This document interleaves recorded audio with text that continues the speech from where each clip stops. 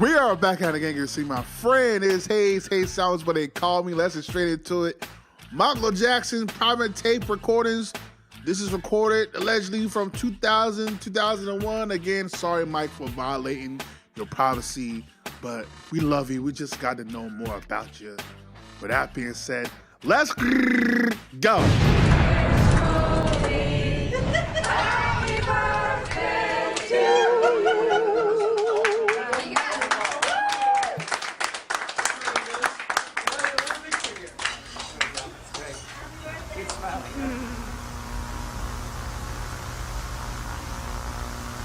Oh, wow. In 2000, 2001, Michael Jackson sat down with a spiritual guide, Rabbi Shmuley, to record what turned out to be the most intimate, revealing conversations of his life. It was Michael's wish to bare his soul and unburden himself to a public that he knew was deeply suspicious of him. However, Buttigieg lost all contact with Michael in the following years. Michael distanced himself from Rabbi due to the Rabbi's assumptions and negativity about various things in Michael's life. On September 25th, 2009, Buttigieg published a book that was based on these tapes recordings, but the book was a huge disappointment since Buttigieg's negative and ignorant commentary completely destroyed the whole purpose of the book, showcasing Michael's point of view. It seems to be a pattern. Why do people keep violating Michael? I do not know. And I'm going to say something. I've never said it before. And this is the truth, Smoothie. I have no reason to lie to you, and God knows I'm telling you the truth. I think all my success and fame, and I've wanted it. I wanted it because I wanted to be loved. That's all. That's the real truth. I wanted people to truly love me, because I never really felt loved. I wanted to become such a wonderful performer that I would get love back. And I was hoping I could get love from other people. If I sharpen my craft, maybe people will love me more. I needed someone. That's probably why I had the mannequins, because I felt I needed people, someone, and I was too shy to be around real people. I love them. It's like real babies and kids and people. But it makes me feel like I'm in a room with people. So you thought if you became... Wow, like to be like, man, I just want to be loved. That's why I performed and stuff like that. That's crazy. I mean, I kind of knew that, but just to hear him say, like, I just want to be loved, like, that's what. And the mannequins, I didn't even know about the mannequins. Again, like, to be someone that performs in front of thousands of people in a stadium and to still say I'm shy, though, it's like the human brain is so interesting, man. Man, that's crazy, man. Mike! I had the mannequins because I felt I needed people, someone, and I was too shy to be around real people. I love them. It's like real babies and kids and people. But it makes me feel like I'm in a room with people.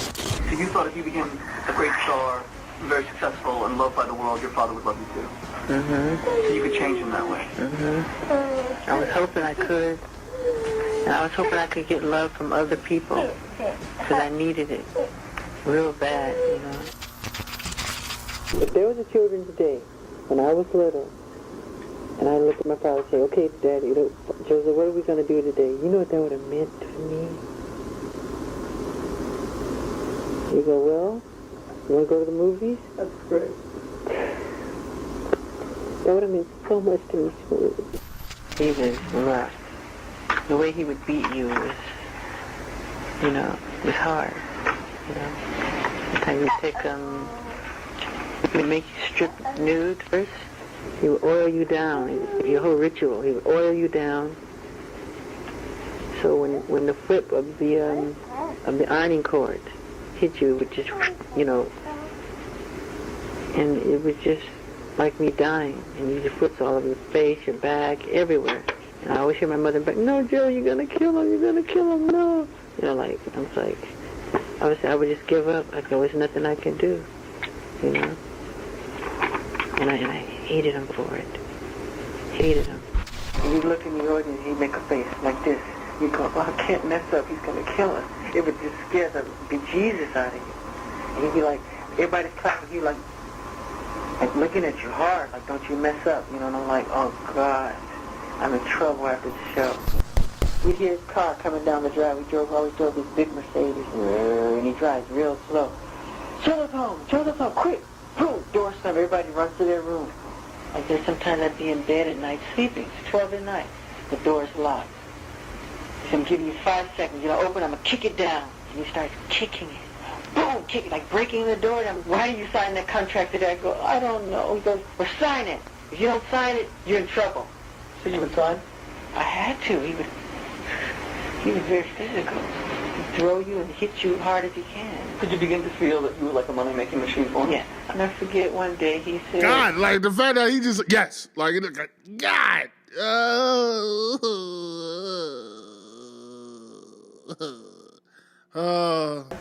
I had to. He was very physical. He'd throw you and hit you hard as he can. Did you begin to feel that you were like a money-making machine for him? Yeah. I'll never forget one day he said, you guys ever stop singing, I'll drop you like a hot potato. What? That's what he said. It hurt me. What? You don't say that. You don't say that to children. And I never forgot it. We used to say to our mother, we'd say to each other, and I'll never forget this. Janet and myself, I would say, Janet, shut your eyes. She'd go, okay, they're shut. I said, picture Joseph in a coffin. He's dead. Did you feel sorry? She would go, no. That's what we would do to each other as kids. We'd like play games like that. She'd go, nope. Just like that. And that's how hateful we were. I go, he's in the coffin. He's dead. Would you feel sad? Are you crying? She goes, nope. Just like that. You know. That's how angry we were with him. And I love him today, but he was hard. I never felt love from him. And he would never hold me or touch me. And how do you view him today? I'm scared of my father to this day. My father walked in the room, and God knows I'm telling you the truth, I've fainted in his presence many times. I'll say once, to be honest. I've fainted once. I've thrown up in his presence because it's just, when he comes in the room, he just aura comes and my stomach starts hurting. I know, like, I'm in trouble. And now he's so different now. He wants to be a better father. God bless my father because he did some wonderful things and he was brilliant. He was a genius. I just wish he had learned that earlier. Why are you still scared of him? Because the scar's still there. So I'm like an angel in front of him, like scared. One day he said, why are you scared of me? And I couldn't answer. I felt like, Joseph, do you know what you've done? Do you know what you've done to me? Truthfully, I suffered a lot in that way. And the thing is, this is not just Michael. Again, he spoke of Janet. We got to think of all the other kids, right? All the Jackson kids that had to deal with that we don't think about because we love Michael. We don't think about the other brothers and sisters as well that had to deal with that, right?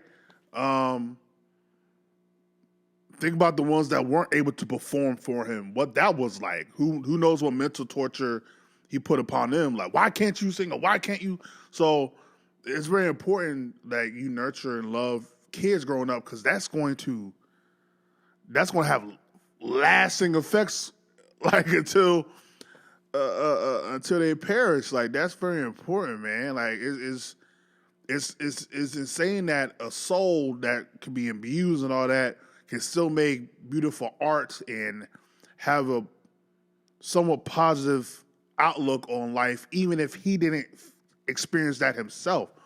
So it's like, man, I feel for kids like that. Anybody, not just entertainers, but anybody that had to go through that, man, I feel for you. Gladly, appreciatively, I didn't have to go through anything like that. Like, that's just, man. We could be in a movie or I could be in a department store and I hear somebody arguing at their child. I break down and cry because it reflects how I was treated when I was little. I cry, I break down at that moment and I start shaking and I cry. Can't take it. It's hard. My greatest dream that I have left, I've accomplished my dreams with music and all of that. I love music and entertainment. It's this children's initiative. thing that we're doing. Because I don't care about it. I really don't. I don't care about it. I honestly don't. I mean, what keeps me going is children. Or else I would seriously, I told you this before, and I swear to God, I mean every word, I would throw in the towel. It wasn't for children and babies. And that's my real honest, and I said it before. If it wasn't for children, I would choose death. I mean it with all my heart. Like I say to Prince's parents, you know why I bought you this? They said, because you love me. I said, yes, that's why I bought it. They need to know that. Do you feel like God gave you a certain healing power? I've seen children just shower all over me with love. They want to just touch me and hug me. I've seen just come to me, just hold on and cry and not let go. And mothers take their babies and put them into my arms. Touch my baby and hold them. Touch my baby, touch my baby. Every time I talk to him, he's in a better spirit. And you're healing them, not just speaking. I know I'm healing.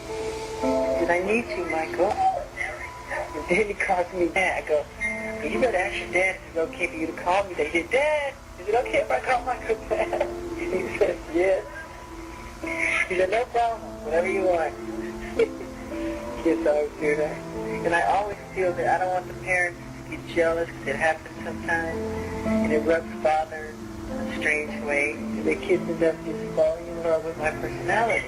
Sometimes it gets me into trouble, but I'm just there to help. Believing in children, believing in young people, believing that God gave me this for a reason, to help my babies. I see beauty in all children. They're all beautiful to me. They're so beautiful, and I love them all. Deeply. I want to be buried right where there's children. I would feel safer that way. I want them next to me. I need their spirit. I would love to come back as a child that never grows old, like Peter Pan. The happiness and the joy that I see in the eyes of the children, they save my life. So I want to kick it back. They saved me, Smoothie. I'm not joking. My mother, I don't know anybody like her. She's like a Mother Teresa. Very few people like that. She was pulling out of the market, right? It was a block from my house in Encino. She was in her Mercedes, and this white guy in a car screamed out to her, "Go back to Africa, you just like that. It hurt me so much. From the stories of my brothers in their Rolls Royces, they get out of the car, lock the door. When they come back to their car, they will find a key. Some guy walked by and scrape off all the paint. Look at the black man driving a Rolls Royce. I just hate anything to do with, because of the color of a person's skin has nothing to do with the content of their character. Going to my show is like a religious experience, because you come out, you go in one person and you come out a different. So you had Belafonte, you had Sammy, you had Nat King Cole. People loved their music, but they didn't get adulation. They didn't get the crying. I was the first one to break the ice, to break the mold for white girls, Scottish girls, Irish girls. I'm in love with you. I want to. And that gave a lot of the white press, they didn't like that. And that's how they start the story. He's weird, he's gay, he sleeps in a hyperbaric chamber, he wants to buy the elephant man bones. Anything to turn people against me, they try so hard. Yo, Marco knew the signs. Like, you like, yeah, me didn't like them when the white girls aren't like me like that. Like, they ain't like that. They ain't like that. That's crazy. He was able to break it down like that. Like, he really... Unfortunately, that's the way society is. Some people, not all people, but some people. Like, I was thinking, like, why they keep attacking my man's mic like that, man? But it's out of envy, it's out of jealousy, it's out of hatred for, like, seeing other people love. Like, it just sometimes it brings the worst out of people, strangely. Like, I don't get it, but yeah, like. And that gave a lot of the white press, they didn't like that. And that's why they started the story. He's weird, he's gay, he sleeps in a hyperbaric chamber, he wants to buy the elephant man bones. Anything to turn people against me, they try so hard. And I've been an ambassador of goodwill all over the world, spreading this message. Then we do heal the world, children of all nations circling the huge globe. But the other thing is the thing about sex, and I want to get in the hot tub with you, baby, and rub you all over, and heck, I get battered in the press as the weirdo. In the press, they wait with knives. Really? Absolutely. They try to shred me apart. Because when you're the top-selling artist of all time, the record back broken, you're the target. I mean, get him down. Get him. You know what I mean? Why don't you hang out with us? They love the limelight, and I don't have anything in common. They want to go clubbing. Afterwards, they want to sit around and drink hard liquor, and do marijuana, and do all kind of crazy things that I wouldn't do. I've seen the worst, the nightmare of the human condition, the human soul, of what I would never even think a common man would be capable of behaving such a way. Anybody else would probably be dead by now, or a junkie or something with what I've been through. What about jealousy from other stars and things like that? Is there a lot of jealousy? Absolutely. They admire you and know you're wonderful and great, but they're jealous because they wish they were in your place, wish they were in your shoes. And M is one of them. Madonna. She's not a nice. She hasn't been kind. She's jealous. Absolutely. She's a woman, and I think that's what bothers her. Women don't screen for other women, and men are too cool to screen for women. Yeah. And I get that. I get the fainting and the adulation and the notoriety that she doesn't. She can't get that. Wow! Wow! Wow!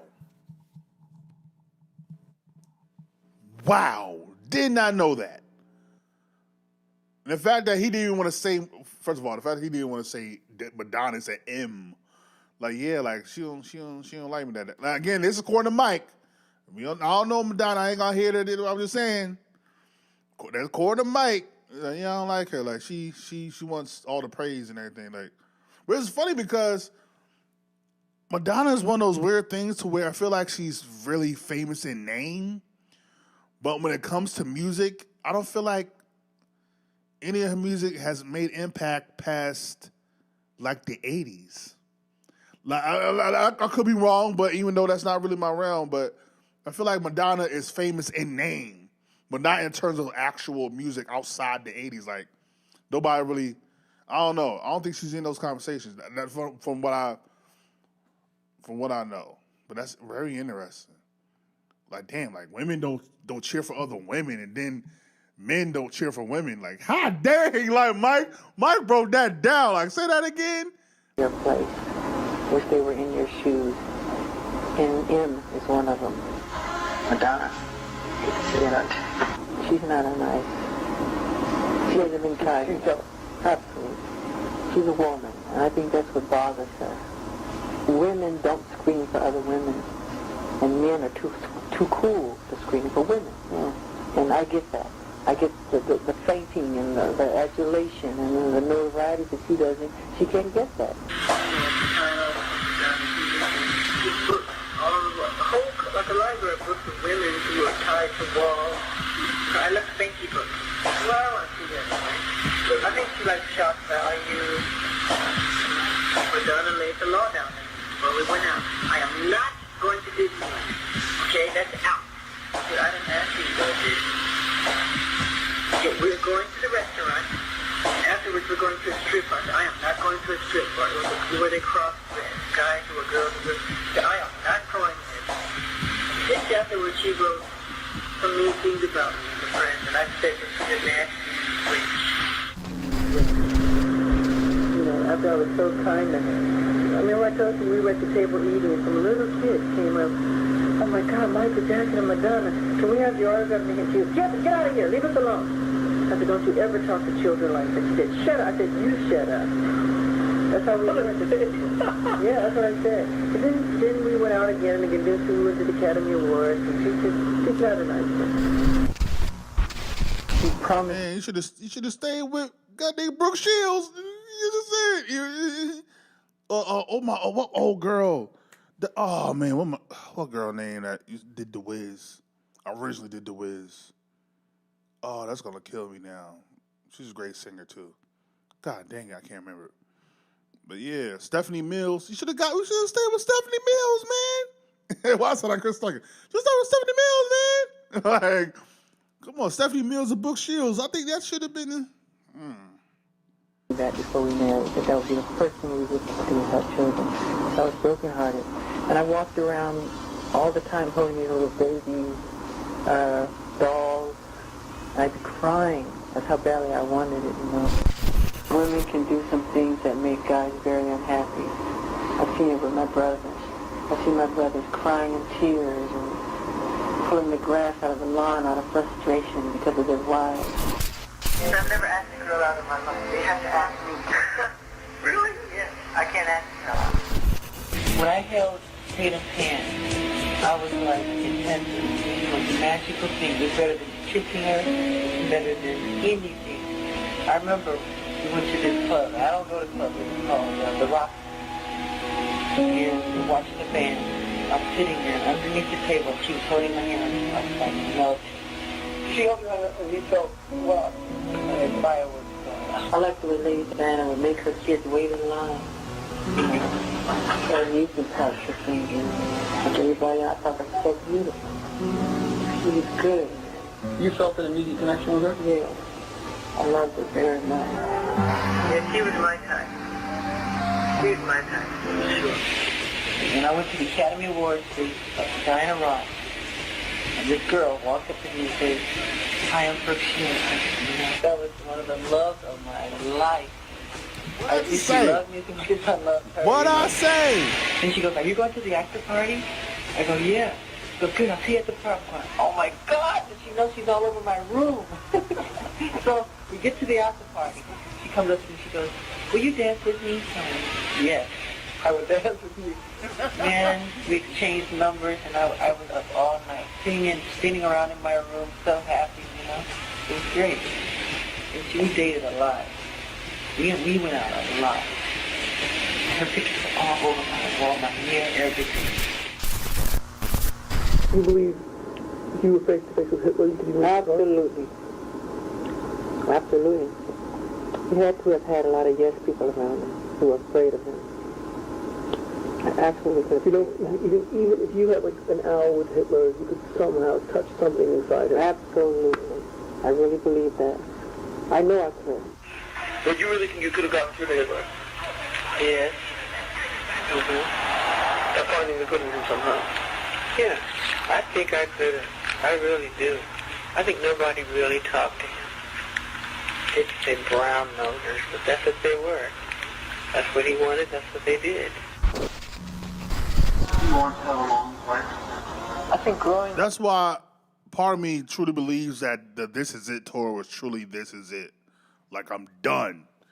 Like, even though it's hard for me to see an artist, to believe an artist is just never going to do tours or songs again, but there is a part of me that truly, another part of me, that truly believes that this Is It tour was truly going to be it. You got to remember, Michael has been in the game at that point for 45 years. So I can believe like him being like, I'm done. I'm done with y'all. I've had enough with y'all. I've given you all I got. I'm just chilling with my children. That's it. So I can believe that. You want to have a long life? I think growing old is the ugliest, the ugliest thing. I want to always be youthful and have the energy to run around and play hide and seek, which is one of my favorite games. I saw it on the computer. It made me sick when I saw it. What? Like a lizard. It looked like, it was horrible. I don't like it. I never liked it. That's why I wish I could never be photographed or seen, and I push myself to go to the things that we go to. So I just don't want to look old and start forgetting. I hate to see people grow old. And when the body breaks down and you start to wrinkle, I think it's so bad. You want to die for that? I don't want to grow old. You don't want to die young. You're asking me an interesting question. You sure you want my answer?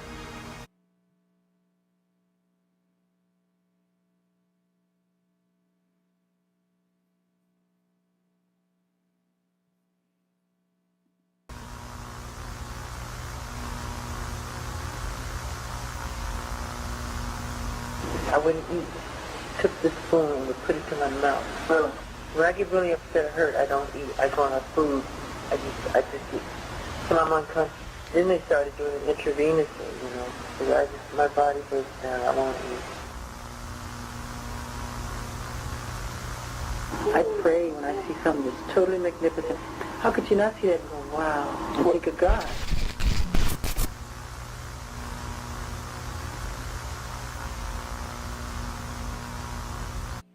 That was very eerie, saying I don't want to grow old. It's like, say that again. He's like, no, I don't want to grow old. So you don't want to be old. That's a very vain thing, Mike. Like that's part of the experience of life, you know. Body breakdown and everything, but still, that's part of life, man. But that's his viewpoint. That's his perspective. So. I know he want to be here for his kids, but at the same time, hey, I don't know. That was kind of weird. But, yeah, that's Michael's private tape recordings from 2001. And really honing in on his experience as a child, growing up as well as wanting to be loved, the entertainment business as well. His breakdown of Madonna, though, so I don't know why that caught me off guard. And of entertainers, like, women don't cheer for women, and then men can't faint for women, so women don't really get to experience certain things in terms of adulation. But, like, comment, subscribe, share all the things are the things. Ain't gotta go home. Do gotta get to stepping. Peace.